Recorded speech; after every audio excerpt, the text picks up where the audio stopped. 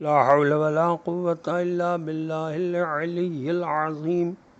أعوذ بالله من الشيطان اللعين الرجيم. بسم الله الرحمن الرحيم.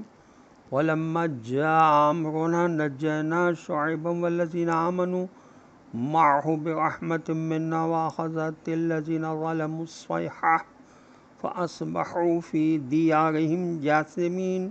اللهم صل على محمد وآل محمد وعجل فرجهم.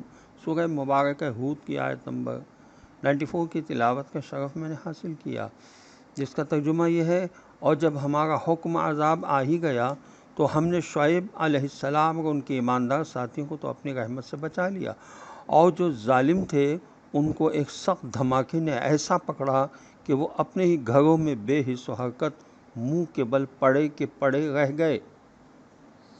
تفسیر ماجدی میں لکھا ہے اس آیت کے ذیل میں کہ محققین نے نتیجہ نکالا کہ نجات جس کو کسی کو بھی ملتی ہے خدا کے فضل و کرم ہی سے ملتی ہے، اور تفسیر صافی میں لکھا ہے کہ حضرت شعیب علیہ السلام کی قوم پر عذاب آنے کی کیفیت یہ لکھی ہے کہ حضرت جبرائیل علیہ السلام نے ان پر ایک چیخ ماری جس کے خوف سے ہر شخص کی روح نکل گئی۔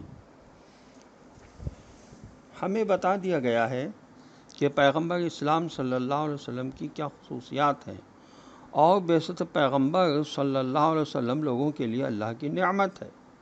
سورہ آل عمران کی آیت نمبر 164 میں ارشاد ہوتا ہے: لَقَدْ مَنَّ اللَّهُ عَلَى الْمُؤْمِنِينَ إِذْ بَعَثَ فِيهِمْ رَسُولًا مِّنْ أَنفُسِهِمْ يَتْلُو عَلَيْهِمْ آيَاتِهِ وَيُزَكِّيهِمْ وَيُعَلِّمُهُمُ الْكِتَابَ وَالْحِكْمَةَ وَإِنْ كَانُوا مِنْ قَبْلُ لَفِي ضَلَالٍ مُّبِينٍ۔ ایمان والوں پر اللہ نے بڑا احسان کیا کہ ان کے درمیان انہی میں سے ایک رسول بھیجا جو انہیں اس کی آیات پڑھ کر سناتا ہے اور انہیں پاکیزہ کرتا ہے اور انہیں کتاب و حکمت کی تعلیم بھی دیتا ہے، جبکہ اس سے پہلے یہ لوگ صریح گمراہی میں تھے۔ جیسا کہ پہلے حصے میں اشارہ ہو چکا ہے کہ لوگوں کے درمیان رسولوں کا وجود انسانی معاشرے کے لیے متعدد علمی و تربیتی اثرات اور برکات کا حامل ہے۔ ان انبیاء علیہ السلام کے درمیان پیغمبر اکرم صلی اللہ علیہ وآلہ وسلم کا وجود تمام انسانوں کے لیے سراسر خیر و برکت کا موجب ہے۔ قرآن نے ان کی بعثت کو مومنین کے لیے بہت بڑی نعمت اور انہیں جہل و غفلت کی تاریکیوں سے نکال کر نور کی طرف جانے کے لیے سرمایہ ہدایت قرار دیا ہے، اور بغیر کسی قید و شرط کے ان کی پیروی کی دعوت دی ہے۔ مندرجہ بالا آیت میں پیغمبر اکرم صلی اللہ علیہ وسلم کی بعثت کی بعض برکات کی طرف اشارہ کیا گیا ہے۔ حدیث امام علی علیہ السلام ہے نہج البلاغہ کے خطبہ نمبر 1 میں فرمایا کہ اللہ تعالیٰ نے لوگوں کو پیغمبر صلی اللہ علیہ وسلم کے ذریعے گمراہی سے ہدایت تک پہنچایا، اور ان صلی اللہ علیہ وسلم کے مقام و منزلت کے سبب جہالت سے نجات انسانیت کو ملی۔ اور انسان اگر اپنے نفس کی کرامت اور اہمیت کو سمجھ لے تو کبھی بھی صراط مستقیم سے جدا نہیں ہوگا اور گناہوں کا مرتکب نہیں ہوگا، کیونکہ یہ اسے صراط مستقیم سے جدا کر دیتے ہیں اور وقت گزرنے کے ساتھ ساتھ اسے خود اس کی اپنی نظر میں بھی ذلیل کر دیتے ہیں۔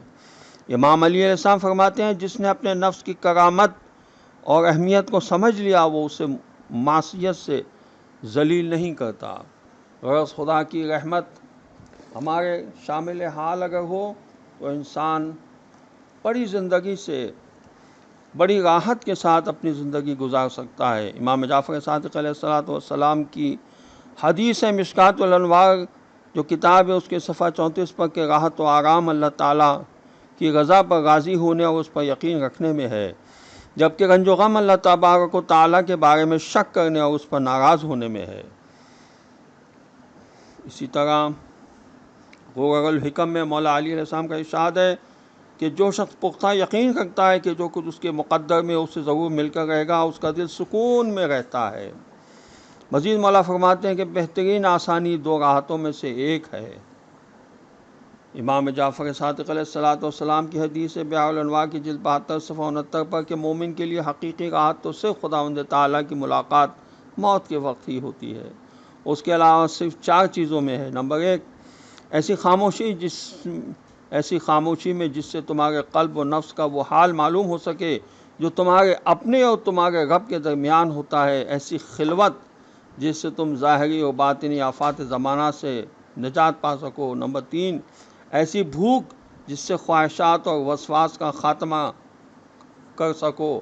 اور نمبر 4، ایسی بیداری جس سے تم اپنے دل کو منور، اپنی طبیعت کو پاکیزہ اور اپنی روح کا تزکیہ کر سکو۔ والسلام علیکم ورحمۃ اللہ وبرکاتہ۔